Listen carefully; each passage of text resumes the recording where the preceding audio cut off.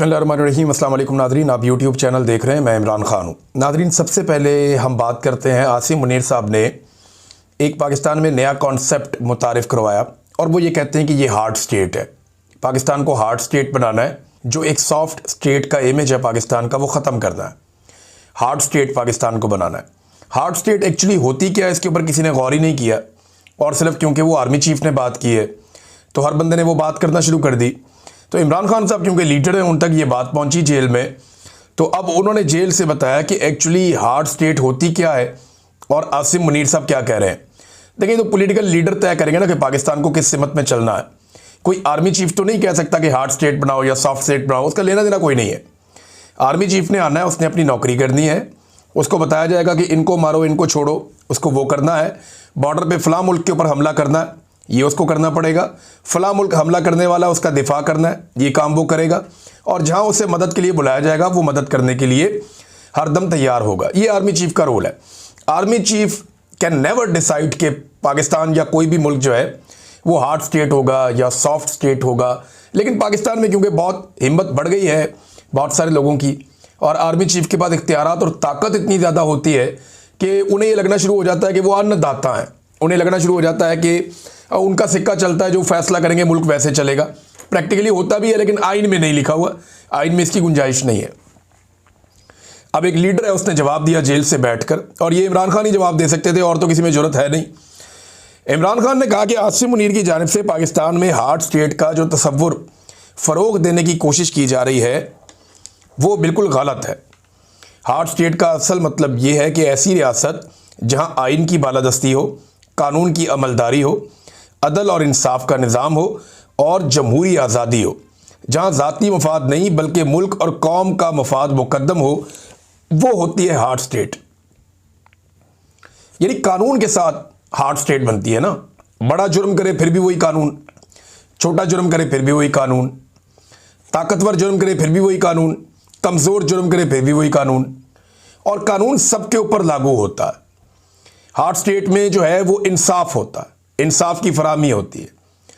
वो फेस नहीं देखते, वो केस देखते हैं। वो ये नहीं देखते कि इसके एस्टेब्लिशमेंट के साथ अच्छे ताल्लुकात हैं, आजकल जूते पॉलिश कर रहा है, उठाओ वज़ीर आज़म बना दो, वो ये नहीं देखते। ये जनाब सहाफ़ी सख्त बात कर रहा है या इसकी बात पसंद नहीं आ रही है एस्टेब्लिशमेंट को, निकालो इसको, इसके अकाउंट भी बंद करो, जेलों में भरो इनको। तो हार्ड स्टेट का और जो सॉफ्ट स्टेट का एक जो बिल्कुल एक गलत किस्म का इमेज बनाने की कोशिश की गई। इमरान खान साहब कह रहे हैं कि जनाब हार्ड स्टेट वो होती है जहां आइन की बालादस्ती हो, कानून की अमलदारी हो, अदल और इंसाफ का निज़ाम हो, जमहूरी आज़ादी हो, ज़ाती मफाद नहीं बल्कि मुल्क कौम का मफाद मुकद्दम हो। जबकि आसिम मुनीर की हार्ड स्टेट से मुराद कैसी रियासत है, ये इमरान खान साहब बता रहे हैं कि आसिम मुनीर की हार्ड स्टेट से मुराद ऐसी रियासत है जहां जमहूरियत के तमाम सतूनों को कुचल कर आसिम ला नाफिज हो। याद रखें, अवाम की ताईद और हमायत के बगैर किसी भी मुल्क में हार्ड स्टेट का क़याम नामुमकिन है। जो मुजालिम आसिम लॉ के तहत ढाए जा रहे हैं, इनसे रियासत हार्ड स्टेट नहीं बल्कि इसकी जड़ें मज़ीद कमज़ोर हो रही हैं। 26 नवंबर और मुरीदके की तरह अपनी ही फ़ौज, रेंजर्स और पुलिस के ज़रिए अपनी ही अवाम पर गोलियां बरसाने से कोई रियासत मजबूत नहीं हो सकती। ये इमरान खान साहब ने हार्ड एंड सॉफ्ट स्टेट के बारे में बताया कि जनाब बंदे मारने से कोई हार्ड स्टेट नहीं होती, लॉ एंड ऑर्डर के साथ होती है, रूल ऑफ लॉ के साथ होती है, सेलेक्टिव जस्टिस के साथ कोई हार्ड स्टेट नहीं होती। फिर इमरान खान साहब ने बताया कि खैबर पख्तूनख्वा के अवाम ने तहरीक इंसाफ को भरपूर मैंडेट दिया। इस मैंडेट के तहत ये मेरा आइनी और जमहूरी हक है कि सूबे की पॉलिसियाँ खुद मुरतब करूँ, क्योंकि मैं बराह रास्त अवाम को जवाबदेह हूँ।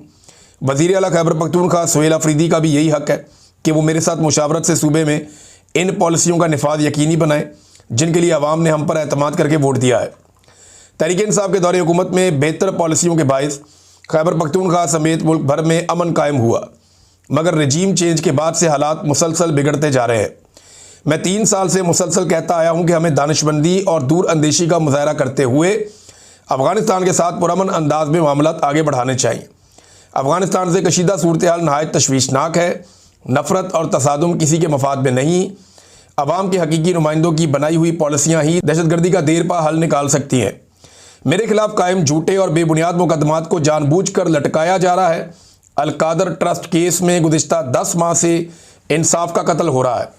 मुश्किल से 10 माह बाद केस की समाअत की तारीख मिली है, मगर जमानत का फैसला ताहाल ताखीर का शिकार है। मैं तरीके इंसाफ के तमाम सियासी कायदीन और अरकान असम्बली और वकला को हदायत देता हूँ कि अब से मेरे तमाम केसेस की अदालती कार्रवाइयों में बाकायदगी से शिरकत करें। देखिए, गंडापुर साहब के दौर में ये हो नहीं पा रहा था। ये मिर्ज़ा अफरीदी के फार्म हाउस पे लाहौर में तो पहुंच गए, लेकिन अडियाला जेल नहीं पहुंच पाए। बहुत प्रेशर था उन पे एस्टेब्लिशमेंट का। लेकिन अब इमरान खान साहब ने वजाहत के साथ कह दिया कि अदालत के अंदर तो सारे जाएं मेरे केसों के मामलात में, MNAs, MPAs, सेनेटर्स, जो अरकान असम्बली हैं वो भी, और जो वकला हैं वो भी, और सियासी कायदीन हैं वो भी, समाअत के मौके पर अदालत में मौजूद रहें और इंसाफ के हसूल तक अपनी मौजूदगी बरकरार रखें। ओपन कोर्ट के केसेस में शिरकत आपका कानूनी और जमहूरी हक है। तहरीक इंसाफ के दौरे हुकूमत में नवाज शरीफ को जेल में रोज़ाना कसीर तादाद में सियासी रहनुमाओं से मुलाकात की इजाज़त थी। मैंने इसकी एवरेज निकाली थी, उस दौर में 22 बंदा पर डे निकली थी। यानी नवाज शरीफ की जो टोटल मुलाकातें हैं उनको जब डिवाइड किया गया उनके टोटल दिनों के ऊपर, जितना अरसा वो जेल में रहे, तो 22 मुलाकातें फ़ी दिन थी। टका के मियाँ साहब की मुलाकातें होती थी, जब दिल करे तब होती थी। बड़ी तादाद में कारकुन आते थे, सुबह सुबह उन्हें लिस्ट दी जाती थी। मियाँ साहब उस लिस्ट के अंदर से फाइनल करते थे आज मैंने किसको मिलना और किसको नहीं मिलना। मियाँ साहब की तो मौजें थी बड़ी कमाल किस्म की। और वो जेल में ऐसे ही इसमें नहीं थे, वो उनका एक अलग क्लास थी। एक जेल के अंदर ही कोठियाँ बनी होती हैं, उनमें से एक मियाँ साहब को मिली हुई थी। वहाँ पे उनके साथ जो है उनके खिदमतगार भी थे, उनके मुआलिज भी थे, वहाँ उनके साथ उनके जो फिजियोथेरेपिस्ट हैं वो भी थे, अपना एक खाना पकाने वाला पूरा निज़ाम सारा कुछ था, और घर से खाना आता था। तो ठंडा गर्म करने वाला निज़ाम भी मियाँ साहब के पास पूरा मौजूद था। वहाँ पे जेल में AC वेसी ये वो सब हर चीज़ थी। फैमिली को बिला रोक टोक रसाई हासिल थी, इमरान खान बता रहे हैं, बल्कि जेल में दावतों तक का एहतमाम किया जाता था। इसके बरक्स आज मुझे मुकम्मल तन्हाई में रखा जा रहा है।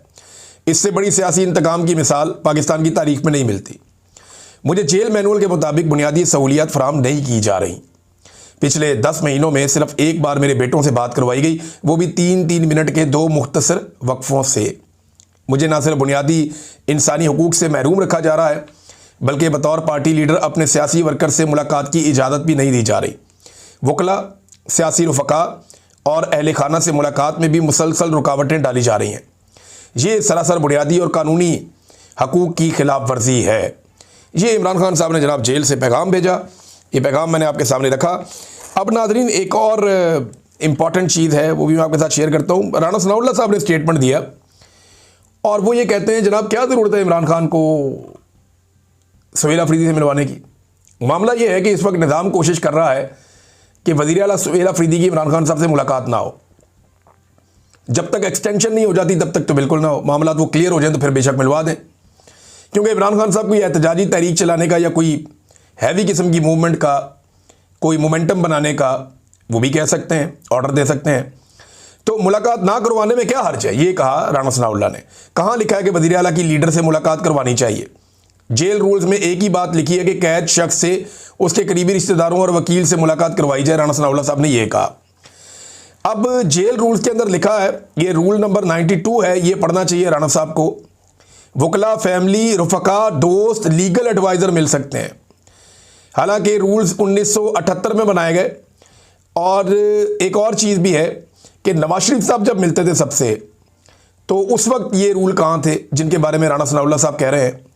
तो मुझे हैरत होती है कि इन लोगों को याद नहीं है कि ये पहले भी जेलों में रह चुके हैं, और इन्हें पता होना चाहिए कि जो कुछ इन्होंने इस पाकिस्तान के साथ कर दिया है, इन्हें दोबारा भी जेलों में जाना पड़ेगा। वजह क्या है?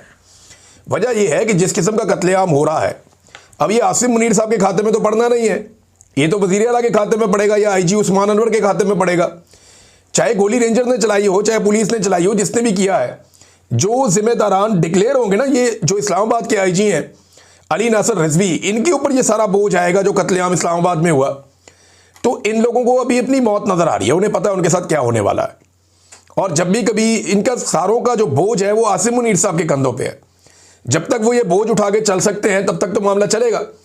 आसिम मुनीर साहब अगर इस सारे मंजरनामे से गायब होते हैं या बाहर निकलते हैं तो फिर इन सबको पूछने वाला कोई नहीं होगा। ये यतीम हो जाएंगे, मस्कीन हो जाएंगे, इन्हें बचाने वाला कोई नहीं होगा। ये सारे लोगों ने जो 2 नंबरियाँ की हैं, ये इन्होंने इस वक्त खुश करने के लिए की हैं मिलिट्री एस्टेब्लिशमेंट को, ताकि अपनी पोजीशनों के साथ खुश रहें, कामयाब रहें। अब ये एक और ट्वीट है, मैं आपको पढ़ के सुनाता हूँ, ये बड़ा खौफनाक है। शाहिद असलम साहब ने किया। और देखें इस ट्वीट में बहुत सारी इंफॉर्मेशन भी है। मेरी उनसे बात भी हुई है, वो ये बात कहना नहीं चाहते खुद से, और वो बात मैं भी नहीं कहना चाहता, लेकिन हम दोनों की ये गुजारिश है कि आप इसके ऊपर इंक्वायरी करवा दें और एक साफ सुथरी इंक्वायरी करवा दें। और आईजी पंजाब तो ये इंक्वायरी होने नहीं देगा, लेकिन पुलिस को इस बात के ऊपर एक रिक्वेस्ट करनी चाहिए या आवाज़ उठानी चाहिए कि इसकी इंक्वायरी ज़रूर हो।